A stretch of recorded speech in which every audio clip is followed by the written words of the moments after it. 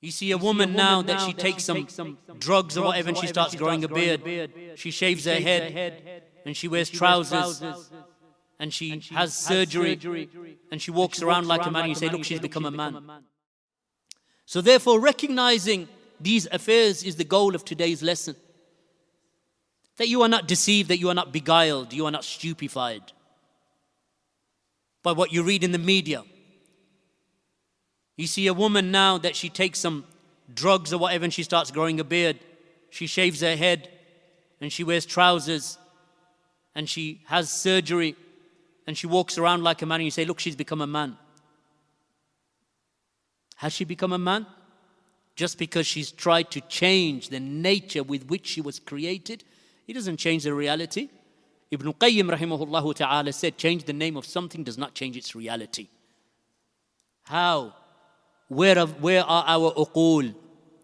Changing the name of something does not change its reality. By calling a goat a pig does not make the goat a pig. It doesn't. That's reality. Where is the intelligence of the people of today? That we are entering into an era where information is readily available, but it is just information. Comprehending and understanding information is for the faqih. It's for the one of understanding. Where is the fiqh of the people? Where is the fahm of the people? Where is the uqul of the people? Where is the common sense of the people? That you think that you can change the name of something and it becomes that thing? So you identify as a goat, so you become a goat? You identify as a horse, so you become a horse? An Anglo-Saxon man, white Anglo-Saxon, identifies as an African from Gambia, and he becomes an African from Gambia because he wishes to identify himself in that manner. Or a woman, she tries to identify herself as a man and she becomes a man, does she? How is that possible? Where is the common sense? And that's why it is these principles of Islam. Changing the name of something does not change its reality. Calling wine by a different name does not make it halal. Calling riba by a different name, interest by a different name, does not make that interest and the dealing in interest halal. By calling this riba-based loan that many of our youth, boys and girls, they are taking from the government or from institutions, and they call it a student loan, and they say, no, it's not interest, it is a loan, it is riba. The repayment involves paying riba. It is haram, it is a major sin. But by changing its name, by making it sound attractive, a student loan does not make it halal. It is haram, it is riba. So changing the name of something does not change its reality. You know your reality as a woman. You know what happens to you once a month. You know what would happen to you if you became pregnant. You know your responsibility towards the child that you give birth to. You know that in the absence of contraception that you will continually get pregnant and pregnant and pregnant if Allah wills.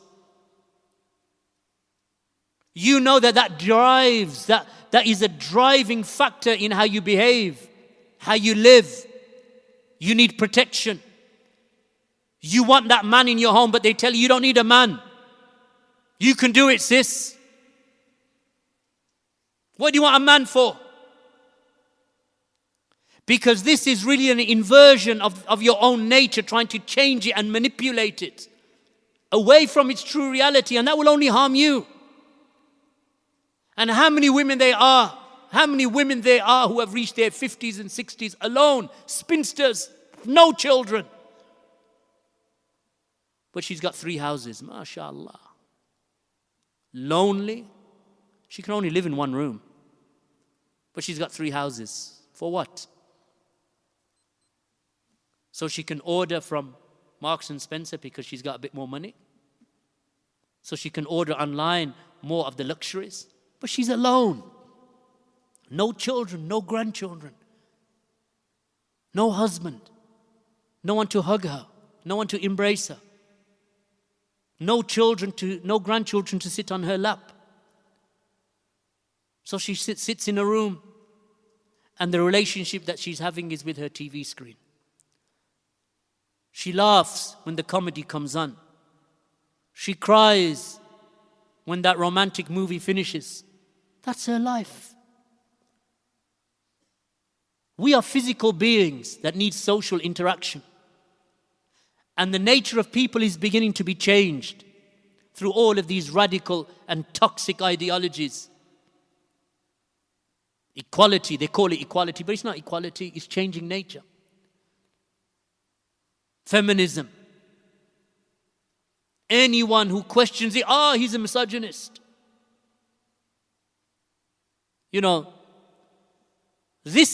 So anyone who rocks the boat is seen as an enemy of the cause. So you need to reflect, my sisters, look at your nature, look at yourselves, look at your creation. There's no point in crying over it, rather you should rejoice in it. Praise Allah for it. Allah created you like that. That's why men want to marry them. That's why men want to marry women, because they're attracted to them. You have something that men want. They want the companionship of women. They want to be in the company of their wives, because you have something that they will not get from the men. Because Allah has placed your beauty into the eyes of men. But you will conceal it, inshallah, because that's what the righteous woman does.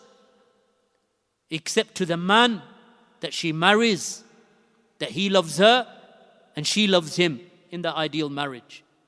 Not that ideals are always present in every situation. There are weaknesses, and we'll come to them, inshallah, over these duruth.